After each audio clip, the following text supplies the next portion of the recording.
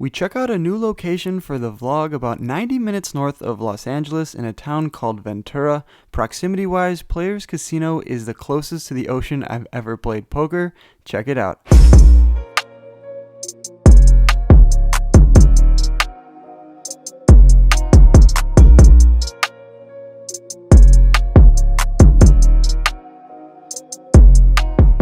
We head inside and hop into the largest game available, a 2-3 game. We're in for $300. First hand of the night, we look down at Ace-King offsuit. The $6 straddles on an early position, raises it up to $20. The button finds a call, actions on me. I'm in the small blind. I'm not playing for 20. Come in for the 3-bet all the way up to $80. The initial raiser from early position puts in the call. Everybody else folds, and we're off to a 9-6-4 flop with 2 diamonds. Holding the ace of diamonds in my hand, I can still represent all of the overpairs in my range.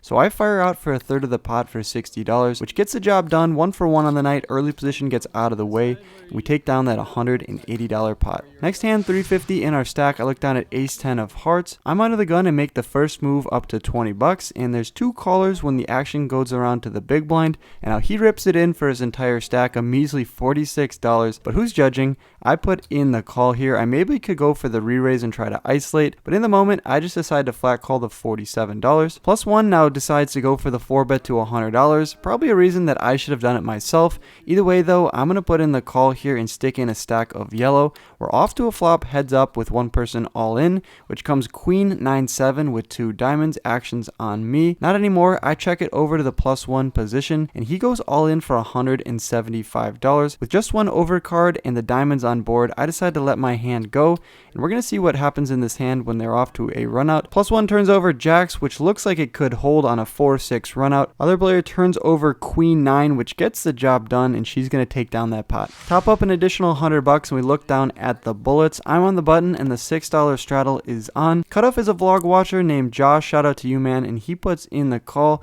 Not going to be playing for $6 here. I make it $30 from out of position, and both players call, so we're going 3 ways to the flop. With $90 out there, it comes pretty harmless. 10-8-5 rainbow. The straddler and Josh both check it over to me, and I go for a $40 bet into the field, which eliminates the first player, but now Josh goes for the check Rizzy, the check raise here to $140. Not really too many draws out there. He could be doing this with a hand like king 10, queen 10. If he has a draw at something like 7-9 or 9-jack. Either way, my overpair fares pretty well against his range. I toss in the call, and let's see what the turn card brings in. It comes the king of diamonds. Really shouldn't change too much, although now I'm losing to a hand like king 10. Actions on Josh, he rips it in for $175, and if I'm unfortunate enough to be shown king 10, oh well, so be it. I put in the call, and we're off to a runout, which brings in the backdoor diamond draw. Comes the 4 of diamonds. Josh turns over queen 10, which is definitely good news for us. We're going to take down that $720 pot. Great news for us. We're up $280 on the session. Next hand of the night, it's almost 11 p.m. I look down at ace deuce of spades. $6 straddle is still on. It folds to me, and I pop it up to 25 from the button. Only the straddle puts in the call. We're off to a flop, which comes jack 6-3 with 2 diamonds. Action checks to me, and I check it back here. Don't really have too much going on here, and I don't want to get check raised. A 4 or 5 or ace could peel off on the turn, which would definitely improve our hand. So when I check behind, unfortunately the king of clubs peels off on the turn, but the straddler now decides to check to me for a second time, an extremely weak line. So I decide to start betting here in hopes of taking the pot down. I lead out for $15. I think this is just going to fold out a lot of cards that have nothing on this board. The straddler though has something he wants to see the river with. He tosses in 3 yellow chips. We're off to the queen of hearts. When he checks to me for a 3rd time, let's go for a big bet here and really put pressure on his 1 pair type of hands. He calls me here. Good luck to you, sir, but $75 going into the middle, and we pretty much get a snap fold from him. Pretty stoked with the way I played that river there, and we're going to take down that pot.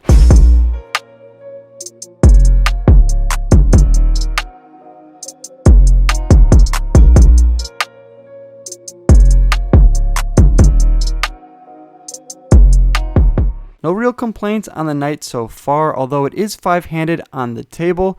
After folding a few hands, we look down at pocket queens with $750 in my stack. I'm in the under the gun position. Obviously, I come in for the first raise. I raise it up to $20, and the small blind only puts in the call. We're going heads up to a flop, which comes queen 8-3. Bang! We flop top set. Action checks over to me, which is pretty standard. I think I like a c-bet on this board. There's 2 hearts out there. Opponent could have a hand like 9-10, jack 10, something like that, a gutter type hand.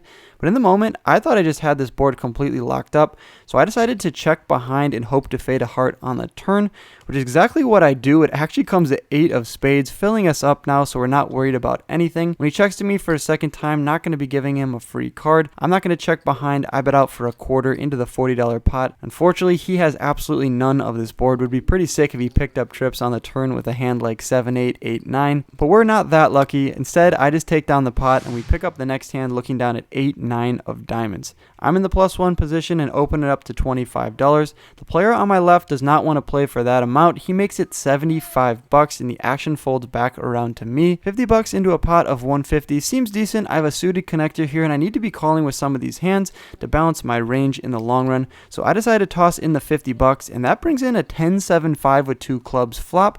We flop ourselves an open ender. When I check it over to the opponent, she now jams all in for $240. Very big overbet. There's only 150 in the middle. I do have myself an open-ended straight draw, but if she has a hand like pocket kings, pocket queens, it's just not a great spot for us because no 9 or 8 is really going to help us. We'd pretty much just have to see a jack or a 6 on the turn.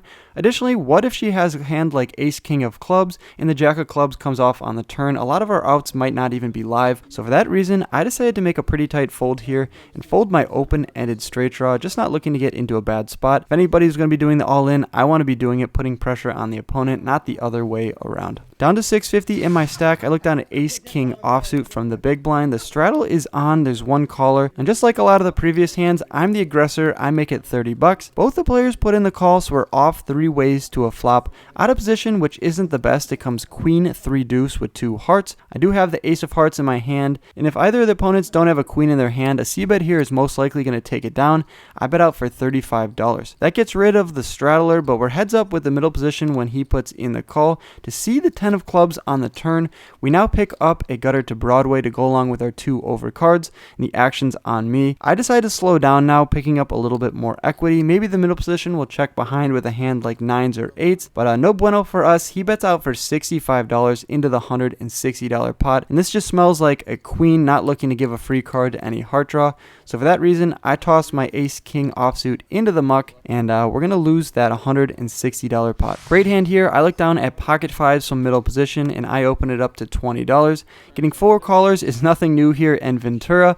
I'm 5 ways to a flop. 5 ways to a flop with pocket 5s, and of course we flop ourselves a set. It comes 9-7-5. Bang! We flop bottom set. Pretty draw heavy board though. Hands like 6-8, 6-4 have straights, and there's 2 diamonds on board. When the action's on me, I bet out for $50 into the $100 pot. Could maybe even size up a little bit more. I doubt people are folding pair plus straight draws and flush draws on this board. But good news for us is when the button now re-raises to $175, action folds back around to me, and he has around $500 in his stack, and I have him covered. If he has pocket 7s or pocket 9s, the money's just going to get in anyways. If he has a hand like 6-8 or 6-4, same logic as well.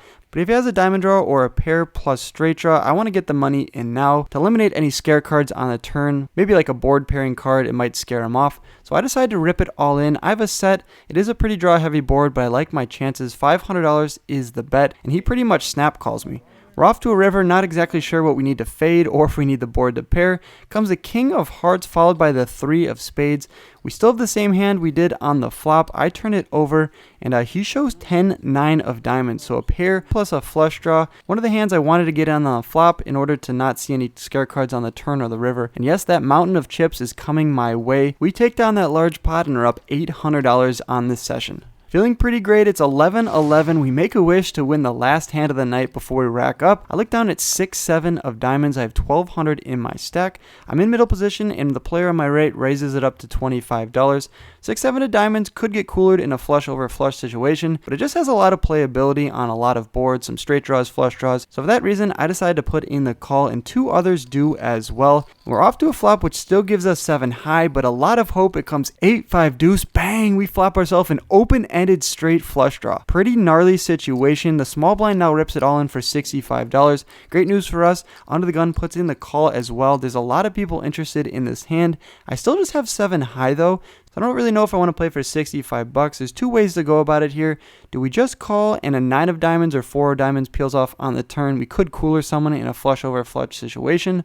Or do we play this one aggressively and make a re-raise here to like $165? By raising, it might get a hand like 8-9 to fold, something that has equity and has us beat at the moment. I decided to go for that route and try to get money in here. Under the Gun also has a good amount of chips in his stack. I make it $165. Expecting him to fold out a lot of his hands he was just drawing with, but not expecting him to fold any of his strong ones. So when he puts in the call, we're interested to see what comes off on the turn, which doesn't change anything. It comes a 3 of clubs, and sure enough, he checks it over to me. Right, you guys, I'm interested to see what you do down in the comments. Pause this video and let me know what you guys would do here on this turn. Facing a check from Under the Gun, he has around 530 in his stack. Would you guys A, decide to check behind here and take a free card? Would you B, go for like a half pot size bet of $200? Or would you C, rip it all in for $530 effective, putting max pressure on the opponent? Take a second and let me know what you guys would do in this situation. Leave a comment down below and let's see what I decided to do. When he checks it over to me, I look at his stack. He has around $530 in his stack. There's 475 in the middle. I could go for a half pot size bet here of around 200, looking to jam most rivers even if we don't hit our hand. That's what I like to do. 2 stacks of yellow going into the middle, and he postures himself for about 15 seconds before sliding all of his remaining chips into the middle. It's a $532 check raise all in, and we're in an interesting spot here. Obviously, I have the straight flush draw. I can't be betting 200 and folding for $300 more, so I make the snap call. But what is he really representing with this raise? He might have a set like 5s, 8s, or deuces, looking for a diamond, a 9, a 4, or a combination of the both on the river to feel better about my hand, which is exactly what we get. It comes the deuce of diamonds. Bang, we river the flush. I say bang, but I was a little preemptive in my notion there. Under the Gun turns over ace 4 of diamonds, so he had the nut flush draw. We were only drawing to 2 diamonds. Any 9 or 4 that was not a diamond we would have won on, but he's going to take down that massive pot to end the night with his nut flush. Remember at the beginning of the hand when I said 6-7 of diamonds could get coolered in a flush over flush situation? I guess I jinxed myself there. Probably shouldn't have said that, but the opponent's going to take down that $1,500 pot. With that being said, we rack up our chips and head over to the cage.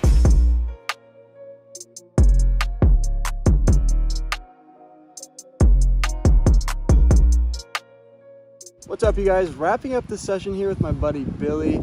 But yeah, what an eventful last hand that was. We got into the game for 400. At our peak, we were up to 1,200. We ended up cashing out for a $70 profit. 470 was the grand total there. Oh well, we had a straight flush draw on the flop and the turn. No complaints there. $70 profit.